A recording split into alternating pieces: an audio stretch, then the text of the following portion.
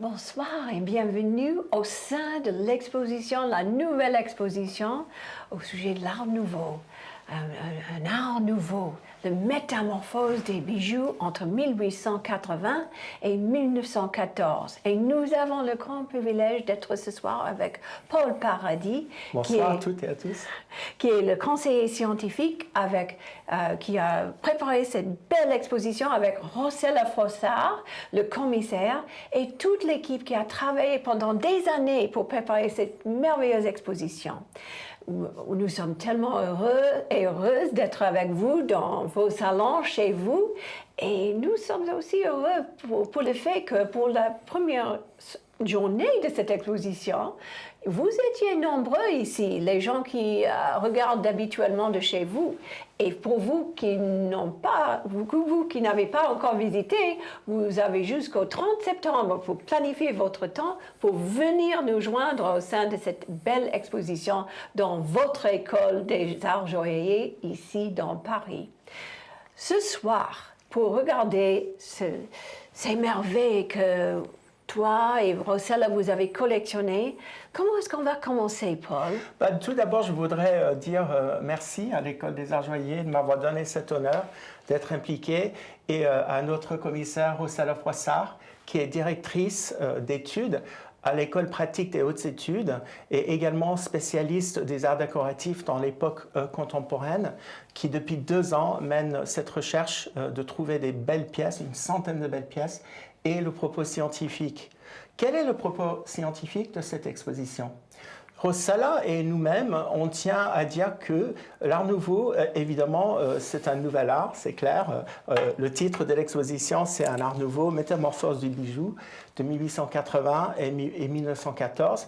Mais pourquoi nouveau? Il y a beaucoup de raisons. Parmi ces raisons, c'est que le bijou, l'hypothèse centrale de l'exposition, c'est que le bijou n'est pas seulement secondaire en dessous des arts beaux-arts, des arts sculptures, etc.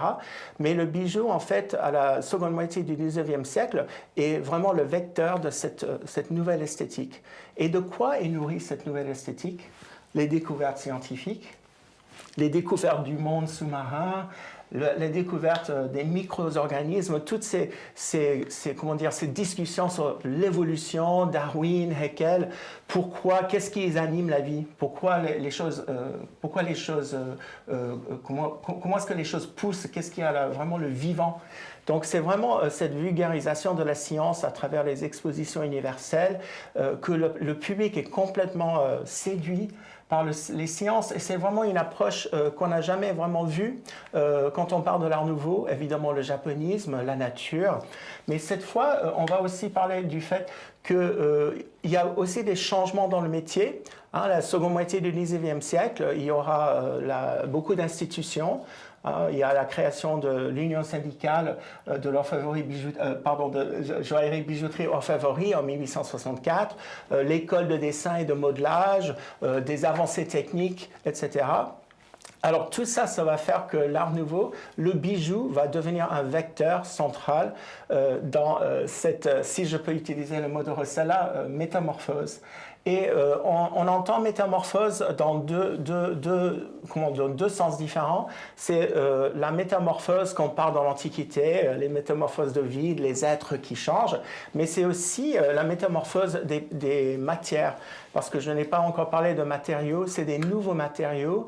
On va travailler la corne, on va travailler l'ivoire, on va travailler aussi des matériaux synthétiques, et on va se servir des pierres fines et des pierres chrysoprases, les pierres de couleur.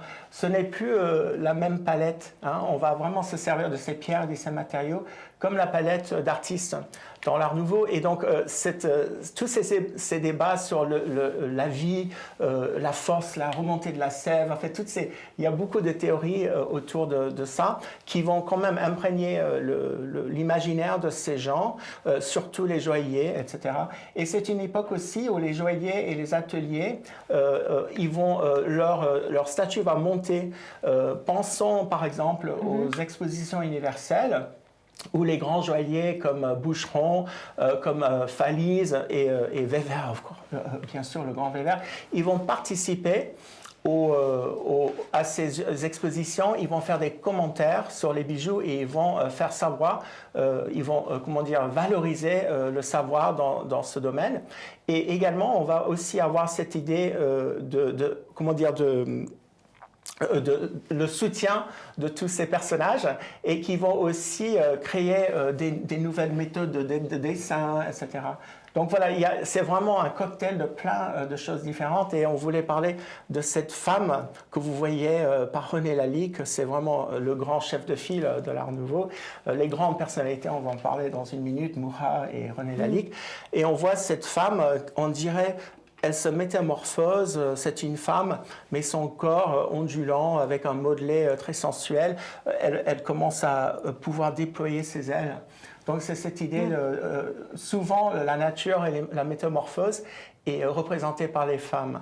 Alors passons au sujet, au vif du sujet. Oui, les métiers qui sont vraiment, ils veulent, comme Rossel a dit, ils arrachent les lettres de noblesse pour les métiers, n'est-ce pas? Exactement. Oui. Le bijou va prendre une place centrale et le seul contraint, ce sont les matériaux. Mais les métaux sont malléables, on va avoir des nouvelles techniques d'émaux, on va utiliser les matériaux chatoyants pour représenter les arabesques, etc. et la nature proliférante. C'est quand même une soupe assez intéressante, mais commençons à être plus précis, hein, n'est-ce pas, sur nos thèmes. Oui, voilà. Nos 3 thèmes de l'exposition. Oui. Ah non, on discute les métiers. D'abord, on va voir que les nouveaux métiers, les métiers se définissent de plus en plus. Florent Guéry, un collègue qui a participé à l'élaboration de cette exposition, qui est vraiment en train de travailler sur la question de la transformation des métiers joailliers à la fin du 19e siècle. On va avoir des expositions autour du métal. L'Union centrale des beaux-arts appliqués et à l'industrie va organiser des expositions technologiques qui vont mettre en avant le bijou et les métaux, et les ateliers qui vont évoluer avec des nouvelles techniques, des nouveaux matériaux. C'est vraiment un moment très propice pour les arts joailliers. Alors, l'historicisme et l'orientalisme. Oui, même et si on pense au fait qu'on a vraiment une renaissance de la Renaissance, c'est les valeurs et les lettres de noblesse pour les métiers reviennent et il y a tellement d'innovation en regardant l'histoire, l'historicisme et aussi un regard vers l'Est, un regard vers ce qui n'est pas l'Europe, ce qui n'est pas la tradition de l'Ouest et l'inspiration, une perfusion de sons nouveaux qui viennent de l'Est. Et on peut voir avec ces 2 objets fabuleux qui sont devant nous, on peut voir exactement, à gauche, on a Alphonse Fouquet qui fait renaître les Châtelaine Bianco Capello de 1878, et à droite, cette guêpe et ces fleurs qui pourraient venir directement d'un émail qui vient de Chine, n'est-ce pas? Exactement, c'est la redécouverte de ces techniques, l'émail cloisonné et beaucoup de techniques dont on va parler pendant notre visite, etc. C'est vraiment un cocktail de techniques et d'influences. Il y a une redécouverte des techniques, par exemple l'émail translucide à jour, c'était vraiment connu déjà au Moyen-Âge et Cellini en a parlé. Vous allez voir ce soir qu'il y a plusieurs personnalités, Riffaut, Brillet, Boucheron, qui vont relancer la quête pour cette technique et ils vont réussir. Les nouveaux matériaux, même les matériaux synthétiques, la galalite, ça ressemble à l'ivoire, mais c'est vraiment un matériau que tu connais mieux que moi, avec à la base de protéines de lait.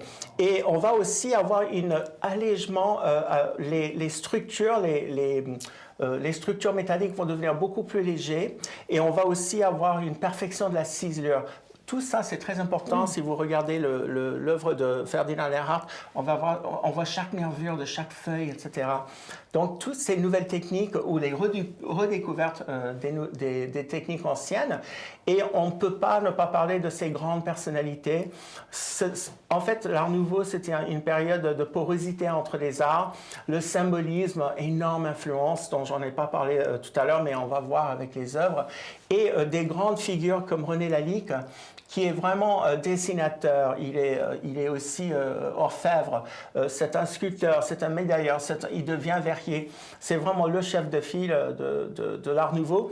Et il avait cette idée que le bijou est une composition artistique, ce n'est pas un gros diamant. Et donc, on voit bien, grâce à cette photo et ces 4 libellules. Oui, 1904, cette photo. Ça fait penser à la conversation qui va venir prochainement au sujet des bijoux et photos. C'est fascinant de voir comment est-ce que dans la photo, il est hypnotique, René Lalique. Il avait vraiment un charisme, non? Exactement. Oui. Et il faut pas parler aussi de Murat, ce peintre de Moravie qui devient une star affichiste grâce à Sarah Bernhardt. Une autre personnalité. Et qui dessine des bijoux pour Fouquet, et aussi il écrit des livres sur les documents décoratifs, c'est un professeur aussi. Donc ces grandes personnalités qui nous aident à avancer dans cette nouvelle esthétique, on ne pouvait pas ne pas en parler. Quelles sont nos 3 étapes ce soir? Exactement. Grâce à vous, on va pouvoir voir exactement, voyager dans l'exposition, la nature féerique. Qu'est-ce que ça veut dire? Comment est-ce qu'on explore le monde d'imagination qui vient du Moyen-Âge, qui vient de l'Antiquité, qui vient des observations de nature? On est entouré par les observations de nature ici, dans cette salle. Les éclosions.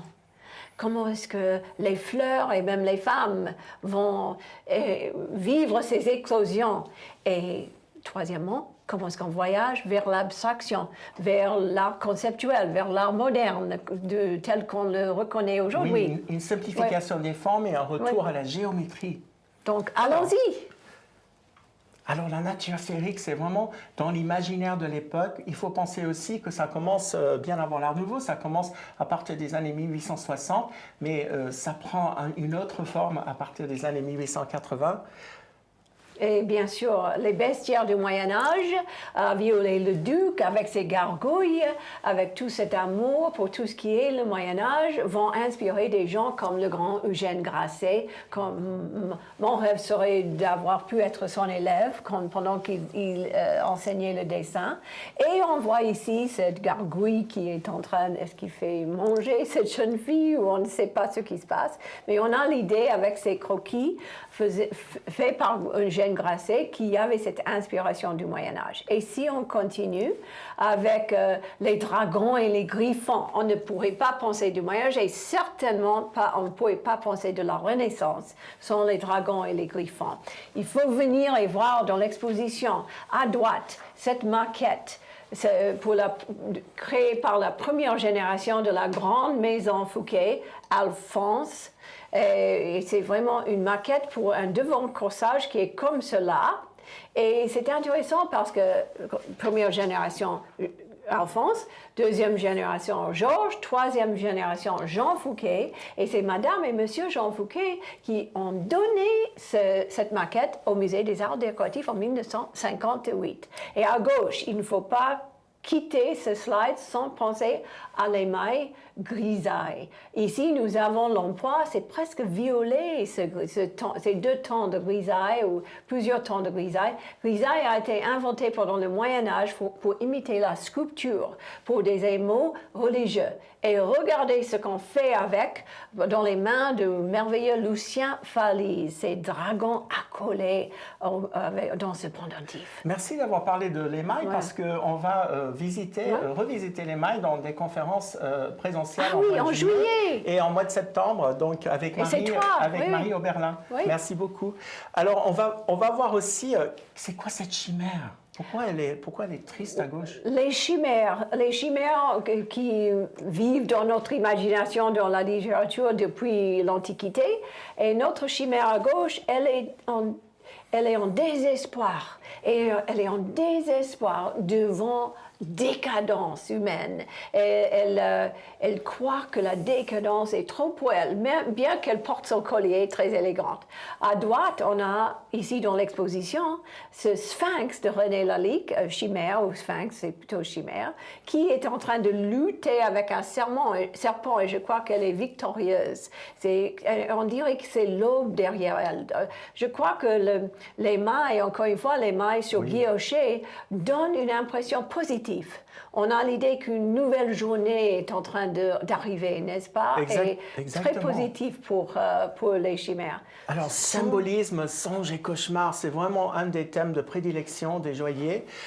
Et les artistes, et on peut le voir, Victor Prouvé, c'est un enseignant, qui nous montre cette gorgone avec un dessin rehaussé d'or. Cette gorgone, au moment Méduse, au moment qu'elle est tuée, son sang se transforme en corail et elle est dans un magma de pierre et elle est engloutie. C'est vraiment, en fait, les angoisses du symbolisme qu'on voit ici. Et à droite, Jean Dante qui revisite la nuit, les songes. Cette femme plutôt apaisante, mais elle regarde le ciel et elle a dans son voile des petites étoiles et ça représente l'apaisement de la nuit peut-être au lieu du cauchemar. Je crois que ce sont les 12 rêves là, n'est-ce pas? Oui. Jean Dante qui est un grand médailleur sculpteur qui va participer pleinement à cette nouvelle esthétique. Et on va aussi devoir parler des eaux vivantes et des eaux troubles. On est entouré d'images. Il y avait une exposition, un grand voyage du Challenger. C'était un bateau anglais, mais international, qui va sillonner les mers. 120 000 kilomètres. Ils vont ramener des scientifiques qui sont complètement comblés avec leurs planches. Après, on voit l'Ackerbauer qui est juste derrière moi. Cette fascination pour la mer.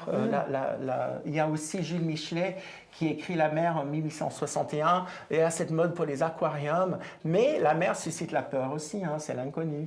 Donc à droite, on vous montre, c'est une petite merveille qui est par Weber. C'est en agate arborisée avec des toiles de mer, des algues en émail enlevé. C'est très très précieux.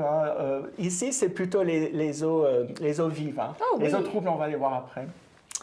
Et voilà, les eaux troubles. Alors, Roussel a vraiment trouvé un parallèle parfait avec Jules Verne, Les 20 milieux sous les mers.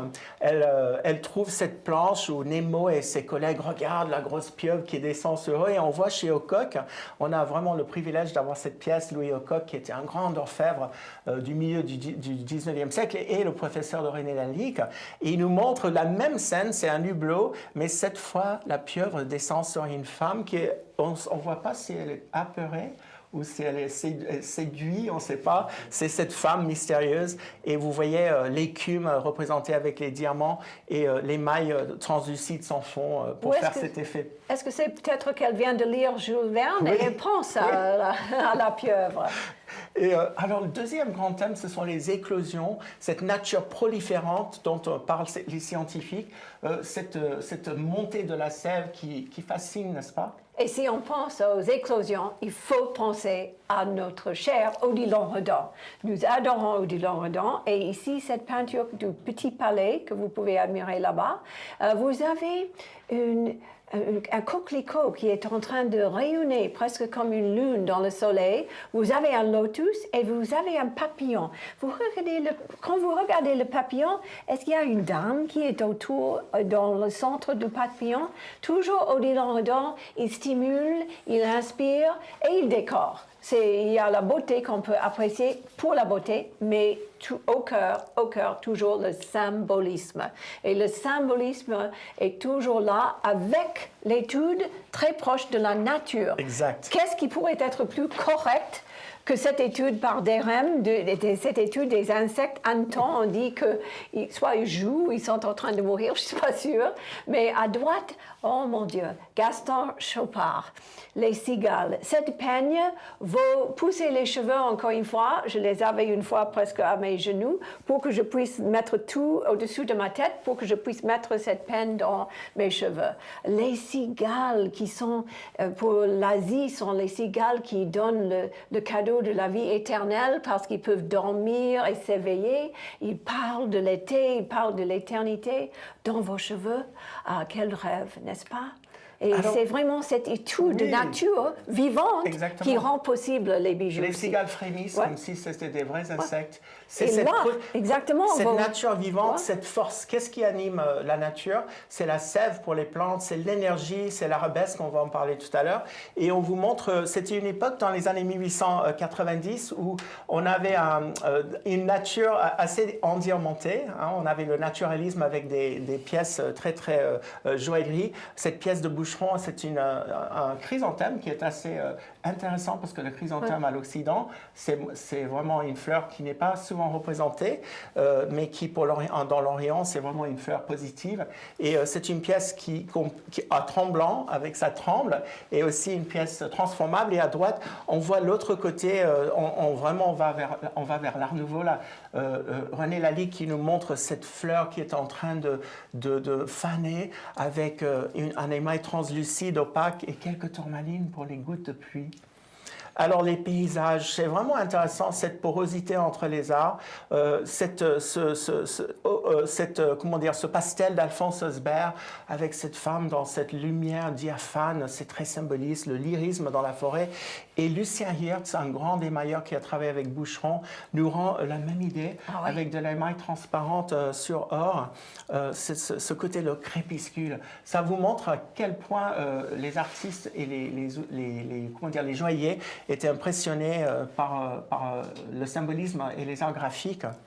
Alors, Métamorphose, on est au cœur du sujet. Oui, et quand on regarde Métamorphose, on voit cette femme libellule, fée, qui est en train de s'éveiller. Avec toutes ces peintures par Gustave Moreau, je pense aux femmes qui réclament leurs droits, qui s'éveillent, qui veulent voter, qui veulent être propriétaires des entreprises. Et à droite, une femme fleur coupe papier, c'est beaucoup. Cette femme qui coupe le papier, elle est en train de s'éveiller d'une plante. On dit qu'elle émerge d'une plante, comme si elle est née de la plante. Voilà, quelle meilleure façon de montrer l'éclosion de ces gens, en particulier les femmes. Et si on continue, si on regarde les pans, parce que bien sûr les pans sont les icônes de l'Art Nouveau. Oui, le pan pour les darwinistes, c'est l'origine de la beauté, hein, de la sélection naturelle. Il y a plein de théories autour du pan, mais c'est ses couleurs, n'est-ce pas? C'est les couleurs, c'est les yeux sur le queue, et c'est cette boutique qui est dans le musée Carnavalet qu'il faut visiter. Il faut vraiment visiter cette boutique après l'exposition. Et au milieu, on voit les pans par Robert de Montesquieu, un livre écrit par un homme qui est très impliqué dans tout le mouvement. Il faut lire ce livre. Il y a des poèmes dedans qui sont fascinants, c'est léger, c'est facile à lire. Et bien sûr, on a l'opportunité pour nos cours, par exemple comme l'histoire du dessin joaillier, de regarder des merveilles, des dessins joailliers qu'on n'a jamais pu voir, des milliers. On ne fait que commencer à toucher ce fond Van Cleef & Arpels sur la couture joaillière, avec des milliers et des milliers de dessins. Par exemple, ce dessin à droite qui est aussi avec nous. Et on a l'opportunité de partager cela avec vous. Ce dessin original par René Lalique. Et pendant notre cours de l'histoire joaillier, de dessin joaillier, on a l'opportunité de discuter le fait que, vous voyez, René Lalique, parce qu'il était son propre dessinateur, il dessine, il fait son croquis et il va compléter le dessin en faisant le croquis sur le même dessin. On a l'opportunité ici de voir un original, un dessin joaillier. Le dessin joaillier est tellement fragile qu'on n'ose même pas enlever cela du plastique, mais c'est le vrai dessin. Et ce n'est que le début de pouvoir plonger dans ce fond pour nous inspirer pour les cours, pour les conférences et pour ce soir.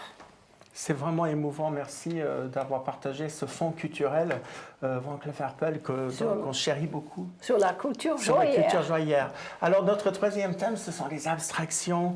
On a cette idée que les coquillages, les micro-organismes ont une géométrie innée. Haeckel nous a montré avec ses planches après la Challenger. On commence aux expositions universelles de regarder, de faire des projections de l'eau sous microscope. Et les gens commencent à comprendre qu'il y a une équivalence, la géométrie des êtres organiques et des êtres minéraux. Et là, on a Ruskin, John Ruskin, un des grands théoriciens de Arts and Crafts, qui a fait ce croquis de coquillage avec tous ces détails géométrisants. Et on a le côté vraiment magique d'Harry Renan qui nous met Pandore, qui est plein dans sa grotte. Il y a plein de minéraux. Et on peut aussi les arabesques. L'arabesque, c'est le force de la vie. L'arabesque, ce mouvement qui est très, très esthétique également. Dans les écoles de dessin, on commence à dire aux élèves de faire la géométrie, mais avec les courbes. Et on a deux exemples. Victor Rubric-Robert, qui était un grand professeur et architecte, et Eugène Grasset, deux géants du dessin et de joaillier et architecture qui se prêtent à ce jeu d'arabesque dans la vie autour de nous. Et alors, ces arabesques chez Colonna et chez Bouchard? Oui, nous adorons les arabesques et Art Nouveau est vraiment une histoire d'arabesque.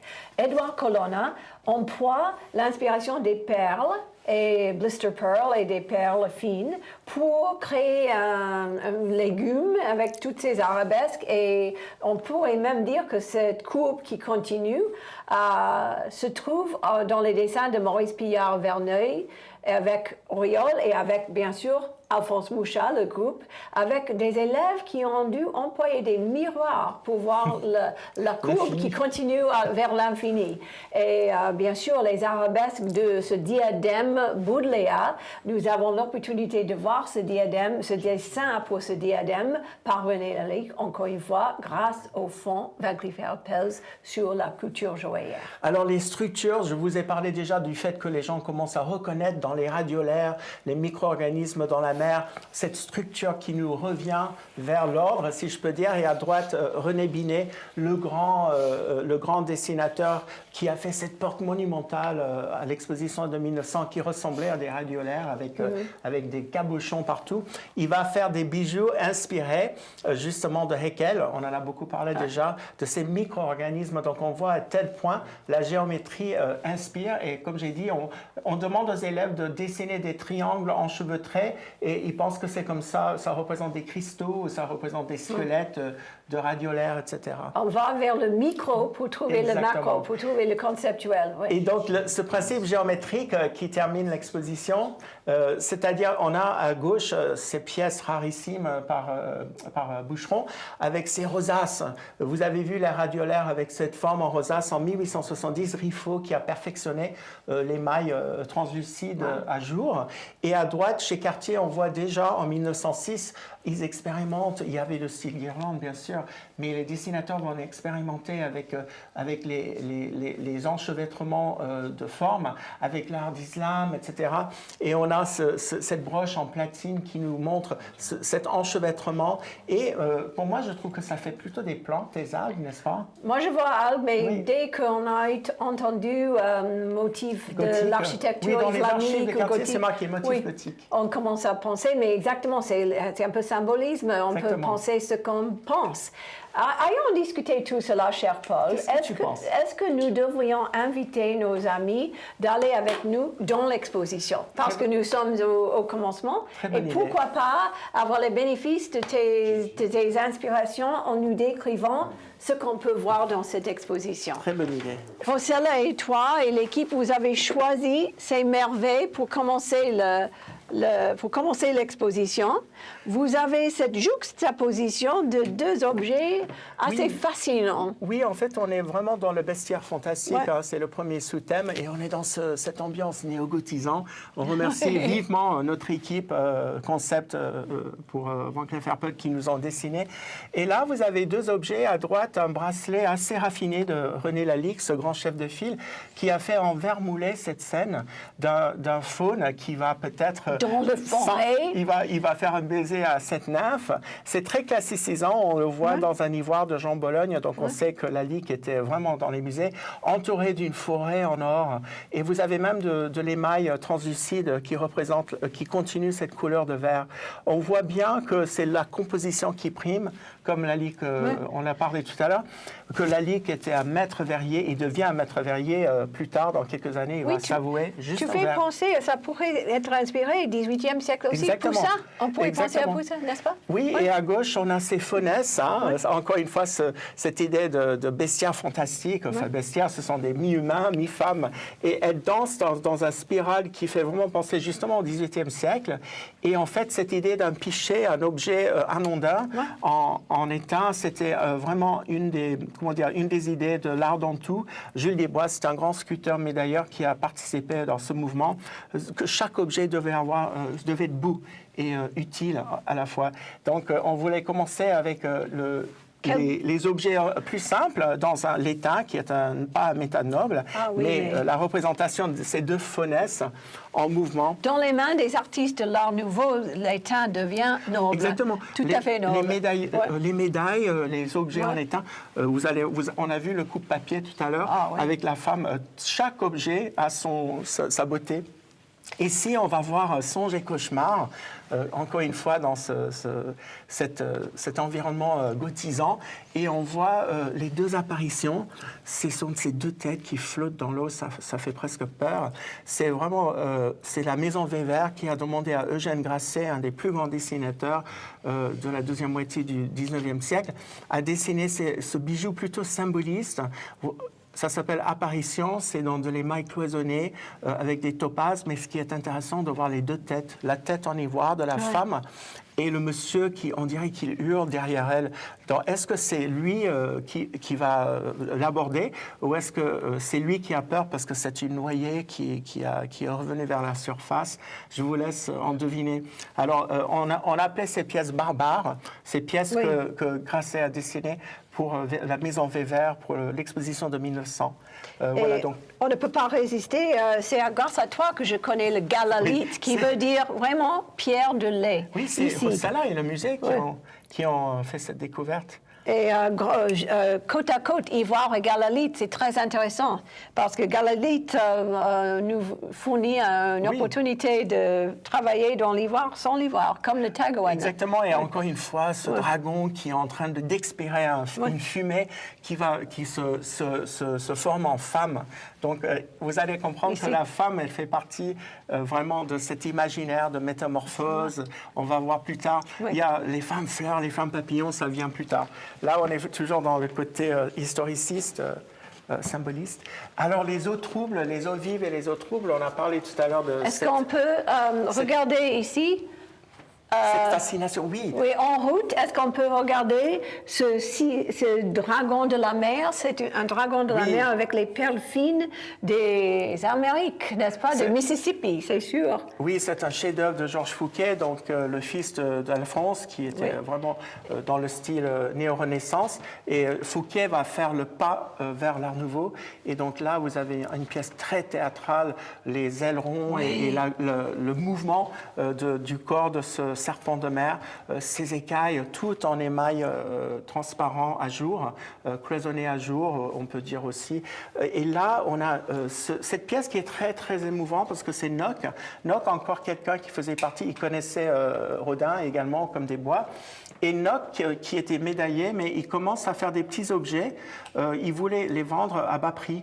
Mais finalement, c'est cette femme, cette Naïde, et on voit son corps sculptural. Le modelé est assez gras, hein, c'est comme plutôt rodinien, mais ses chevelures qui disparaissent dans la boucle de la ceinture.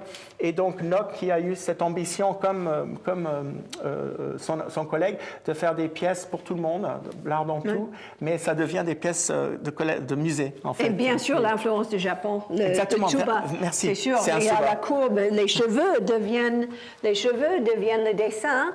Et c'est les cheveux et aussi cette jambe, queue. Oui, mais c'est tout ça. C'est du japonisme pur. Alors, la nature proliférante, souvenez-vous, on a parlé de Gilles Michelet qui a parlé de l'insecte, il a parlé de tous ces auteurs qui parlent de comment les plantes poussent. Et vous avez ce bijou très élégant, Boucheron par Leuillard, c'était un de leurs grands chefs d'atelier dans les années 1875, si je ne me trompe pas. Mais vous voyez que c'est un bijou assez naturaliste. On a ces feuilles de chardon qui sont complètement serties de diamants. Et souvenons-nous qu'il y avait la découverte des diamants en Afrique du Sud et vers les années 1870, un flux de diamants qui arrive. Donc, les grandes maisons comme Boucheron, etc., ils veulent utiliser. Et les grands joailliers comme Massin, on appelle ça ce naturalisme. Mais c'est une pièce assez poétique dans ce mouvement. Et on ne peut pas ne pas penser que le chardon, plus tard dans l'Art Nouveau, ça deviendra la fleur qui représente Nancy et qui représente l'Alsace qui était occupée à l'époque. Et c'est aussi très intéressant parce que le métal est tellement bien percé, n'est-ce pas? C'est 78 et c'est vraiment haute joaillerie. Les structures s'allègent, on utilise parfois même des griffes en platine et on a les structures très très légères qui permettent d'imiter. Ceci est or et argent encore. Or et argent, oui, voilà. Non, mais c'était une des techniques dont ils s'en servaient. Et le chrysanthème qui est complètement transformable en épingle à cheveux et avec un tremblant. J'ose pas taper pour vous montrer. Voilà, donc cette nature proliférante, soit en diamanté. Et qu'est-ce qui se passe là? Ça, c'est le cerf volant. C'est un insecte aussi de la maison Boucheron. C'est vraiment... Tellement moderne. En fait, Michelet, dans son livre Insectes, il disait que les insectes sont les parfaits artistes et les parfaits artisans parce qu'ils portent les outils sur le dos. Et il parle du fait que tout le monde lisait ce livre, ça a été réédité à maintes fois. Donc l'insecte, mais ici un insecte assez endiamanté. Et c'est bien de voir là, Paul, tu as montré cela dans ton slide à gauche, ici. Oui. C'est tellement grand. Dans les slides, dans les photos, on ne voit pas toujours les volumes. Regardez comme c'est énorme, ça prend toute ma taille. Encore des chardons, vous voyez le magie de la ciselure de Fernand Erhardt. Et ce qui est intéressant, cette fleur qui est associée très vivement, enfin très proche avec le mouvement Art Nouveau. Et Cartier, c'est une maison qui n'a pas proprement dit fait de l'Art Nouveau, mais ils ont cette pièce qu'ils ont commercialisée pour Erhardt. Donc, comme quoi des maisons de la place Vendôme ont participé un petit peu à cet élan. Et on voulait vous montrer... Ici, à gauche. Oui, Lévi Durmer, c'est un grand pastelliste, céramiste, etc. Il a travaillé pendant 10 ans avec le grand céramiste Clément Massier, d'une lignée de céramistes. Mais ce qui est beau ici, on a les fonds, on a les insectes, on a les chardons, on a les escargots et des œillets, mais le fond est très mystérieux. Ça suggère le ciel, la mer, etc. Et c'est assez japonisant, le placement des insectes aléatoirement. Si vous regardez le Japon artistique que Bing avait commencé en 1800. Et cet insecte-là, n'est-ce pas que c'est elle qui mange son mari? Ça peut être une menthe religieuse, ça pourrait être. Et voilà, et donc on voit la fleur qui se fane qu'on a vue dans le début. Et ma peigne avec les perles fines. Dans la vie, elle est beaucoup plus épatante, n'est-ce pas? Elle est vraiment sublime. Et donc, on va ici pour voir, c'est quoi ça, Paul? Qu'est-ce qu'on regarde? Alors, à gauche, on a, c'est une plaque, on pensait au départ plaque de cou, mais quand même, c'est petit. C'est plutôt une broche, mais inspirée peut-être de la même forme. C'est René Lalique qui nous rend cette fleur. On dit glycine, mais ça ressemble plutôt à une pivoine, je suis d'accord avec toi. Et en fait, l'opale devient la pierre fétiche des joailliers Art Nouveau. Mais ceci, c'est... L'opale sculptée. Mais ceci, c'est l'opale qui est tout à fait sculptée. Exactement. Incroyable. L'opale, la pierre fétiche de René Lalique, ils aimaient bien les jeux de couleurs. L'opale est une pierre qui est composée des particules de silice hydraté. Et selon la façon dont on regarde et la lumière diffracte, on a ce jeu de couleurs qui fait penser au changement. Il y a un critique d'art ou un gémologue à l'époque qui disait c'est comme du soleil dans les nappes d'eau. Et donc il y a aussi cette mythologie autour de l'opale que ça porte malheur dans la période plus antérieure romantique de Walter Scott. Il a écrit Madame de Gerolstein. Oui, mais on disait que c'était maléfique, mais je pense que c'était pas ça. Dans notre livre qui va apparaître, on va les idées reçues. Tout ça. Et aussi il y a un livre par Olivier Segura et François Farge au sujet des pierres qui peut expliquer beaucoup au sujet. Ce qui est beau aussi dans cette vitrine, c'est qu'on voit la maîtrise de René Lalique avec le verre. Ce verre, on dirait des opales. Côte à côte avec l'opale, c'est intéressant. Voilà. Donc, On voit pourquoi Lalique était tellement fasciné avec les possibilités du verre. Oui. Il va commencer, quand il a son atelier rue Thérèse, hein, d'abord il achète l'atelier d'Étape qui était place Caillon, et après il va déplacer rue Thérèse où il a beaucoup plus de place, et il va commencer à faire des expériences dans les années 1898, etc., autour du verre et l'émail. Et c'est dans ces années-là qu'il va commencer à découvrir les secrets du verre moulé qu'on peut utiliser comme gemme, et aussi de l'émail translucide sans fond, dont on a parlé tout à l'heure, que Riffaut avait mis au point dans les années 1860. Et ce qui est intéressant avec cette vue de côté, vous pouvez voir l'aspect sculpturel. Parce qu'on ne voit pas cela dans une photo, dans un slide PowerPoint.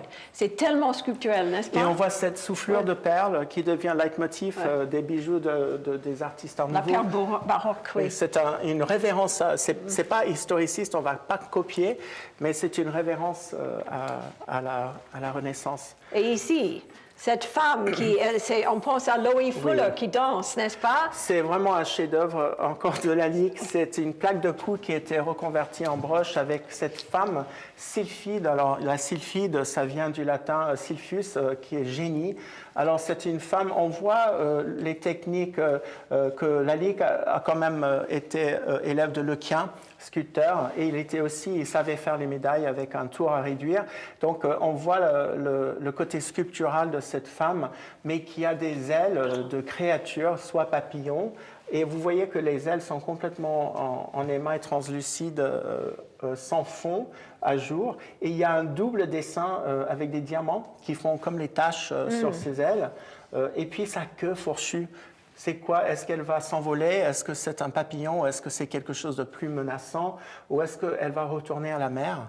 Voilà, ces hybridations, ces hybrides qui fascinent les joailliers et les scientifiques. À l'époque, en fait, comme j'ai dit tout à l'heure, la métamorphose, ça avait plusieurs sens.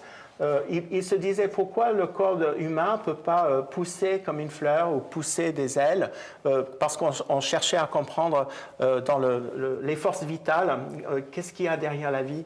Et donc, on va commencer, ça crée une imaginaire où les artistes se libèrent et se permettent de créer des créatures hybrides comme celui-ci. Et si on réfléchit, c'est pas si loin des chimères et des dragons de Fouquet, Alphonse Fouquet. Oui. En fait, c'est dans la lignée de cette idée de transformation et hybridation entre les espèces. Et on voit notre femme qui se transforme en libellule. Oui. Tout à l'heure, on a vu dans le... Alors, on est dans la troisième partie de l'exposition. Vous allez voir, j'espère, de vos propres yeux, c'est vraiment abstraction, c'est ce retour à l'ordre, ce retour à la géométrie qu'on reconnaît dans la nature, dans la structure de la nature.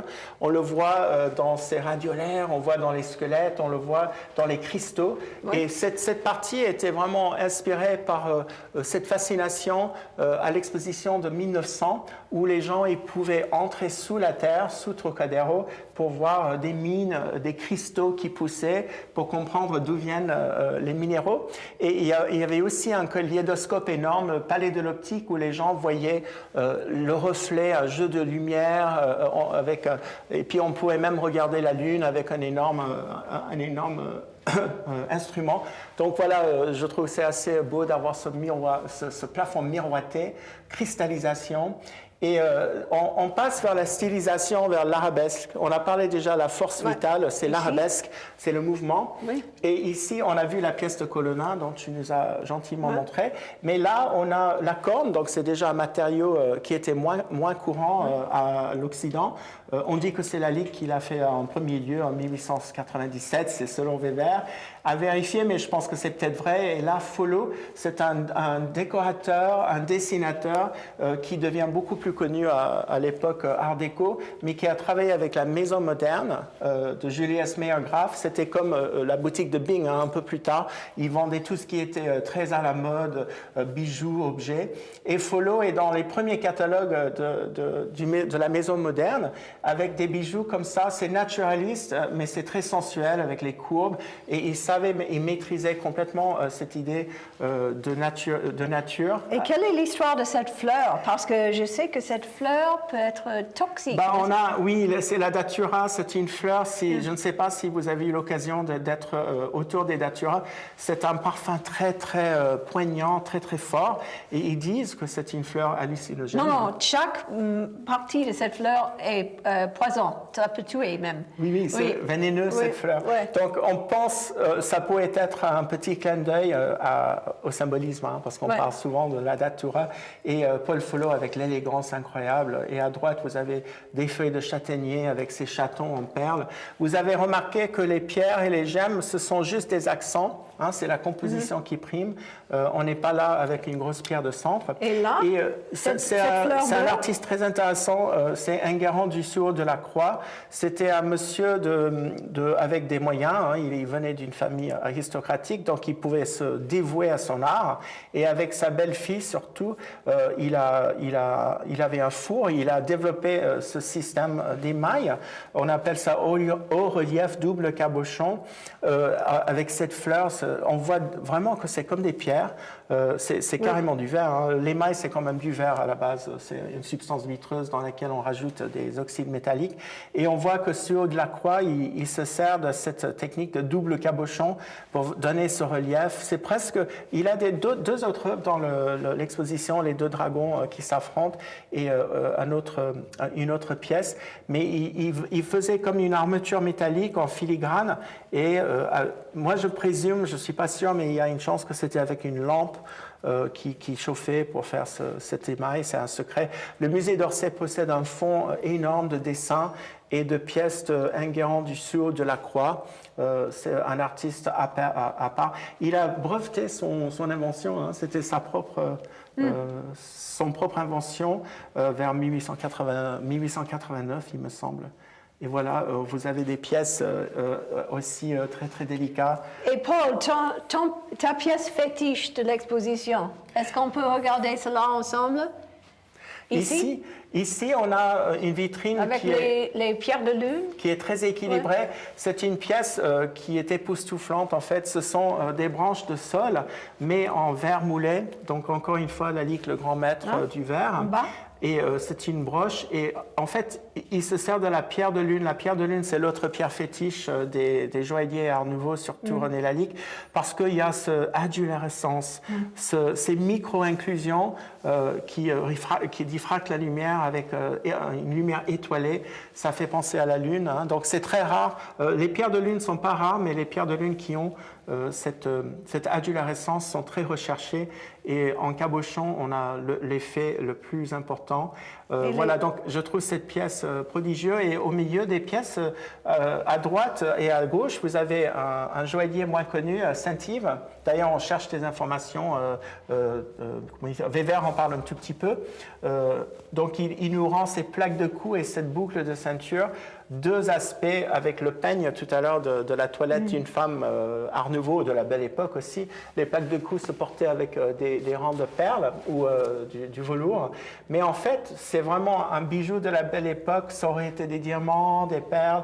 Et là, les artistes Art Nouveau se servent de la plaque de cou. C'est comme une toile pour faire une composition.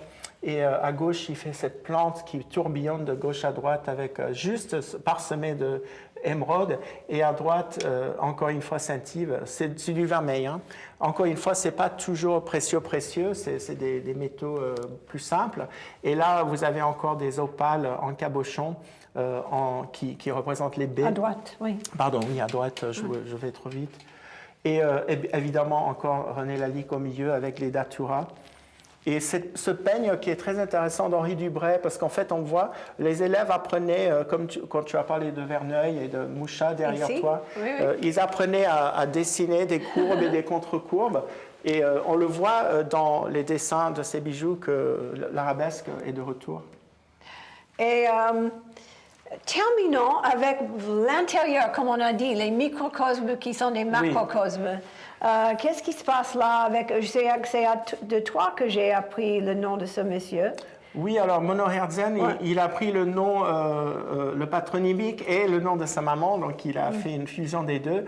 Et en fait, Mono Herzen, au milieu, il s'appelait lui-même un métalliste, il était obsédé avec le travail du métal à la main.